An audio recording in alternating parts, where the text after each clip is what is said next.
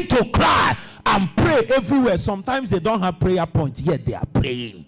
Because there is a project in the heart of God. The territory need to respond. The soul of the land need to align with the breath, with the groanings, with the energy of our dispensers. Our inner man binds in priesthood with the land.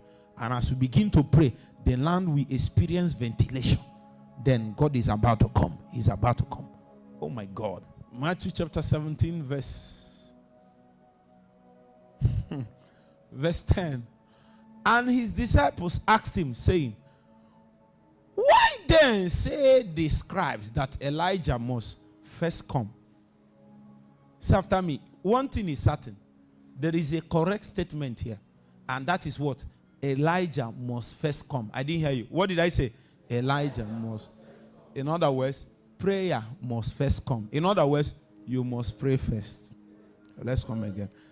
Elijah must first come. Huh? That means prayer. Prayer is the precursor of every move of God. In fact, prayer is the move of God, because once prayer is moving, God stays on top of prayer and begins to move. Once incense drops down, activity stops. Before the court in heaven, before the altar in heaven, a priest does not appear before God and start asking for any without incense. No, you fill everywhere with incense. Once the incense is dissipated, once there is no more incense available within that tabernacle, the priest will remove himself, because activities around that throne, the courts, and the temple is dependent on the availability of incense. And prayer, according to the scripture in the book of Luke chapter 2, representing the interaction between Gabriel and Zachariah. The scripture said that the angel Gabriel met Zachariah when he came to offer incense. And the scripture said that at the time of incense was the time of prayer. So in the New Testament and New Covenant, prayer represents the physical offering of incense. It means that there is a spiritual exchange. The real meaning of incense offered at the time of prayer is that prayer is the offering of incense. So the activities of angels was activated. Without the bringing of that incense, there are certain angelic activities that can cause for territorial, national change that will never be activated. Those angels are there waiting. They are ready to act. They are waiting for incense. When there is a full measure of incense, their ministry will be activated. Are you getting the point? So, in the book of Matthew chapter 17, they ask a question and say, why then say ye the scribes that Elijah must first come? That one is correct. That what? Elijah must first come. Elijah must first come. Men must pray first. Men must pray first. Men must pray first. Men must pray first. Elijah must first come. Elijah. Verse 11. And Jesus answered and said unto them, Elijah truly shall what? First come. For the first time since I started reading, if you have read the New Testament well, you will find that Jesus and the scribes and Pharisees, they never agree. They don't see eye to eye at all. They don't agree on anything. For the first time, they agreed on the matter of prayer. Witches have not dealt with you well. If they deal with you, you drop your doctrine and pray.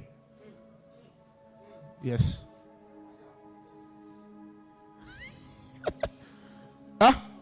When Satan takes over your nation, takes over Nigeria, takes over US or what the UK, whatever, we need to forget our doctrine and pray. Are you getting the point? Satan has not dealt with you. You have, when things happen enough and you have exhausted all your options, then all of us will agree together. Say, I'm a white man. You are from Nigeria. You are like this. I'm like this. You are male. I'm female. You are from this tribe, I'm from this tribe. But, my brother, what is happening to us? We have to agree that prayer is the only solution now. For the first time, the scribes and Jesus agreed that what? Prayer must come first. Elijah truly shall what? First come and restore all things. Let me see if we can add one more verse. But I say unto you that what? Elijah is already here. If you want to take my prophecy, take it. If you don't want, leave it. And they knew him not, but have done unto him whatsoever they listed. Likewise shall also the Son of Man suffer of them. Now, this is not my point. My point here is that prayer is the precursor of every move. And according to the scripture, that Elijah represents the mantle of prayer that have the capacity to make the move of God to subsist in a generation. If Jesus will come and hold our cities strong and compel it to bow, break its hold from the power of darkness, then Elijah, prayer must come. Prayer must come. Not pray today, tomorrow you are weak. No, prayer as a mantle. Prayer. All the time you are praying. It seems as if you can't stop. You are sitting in. It's a mantle.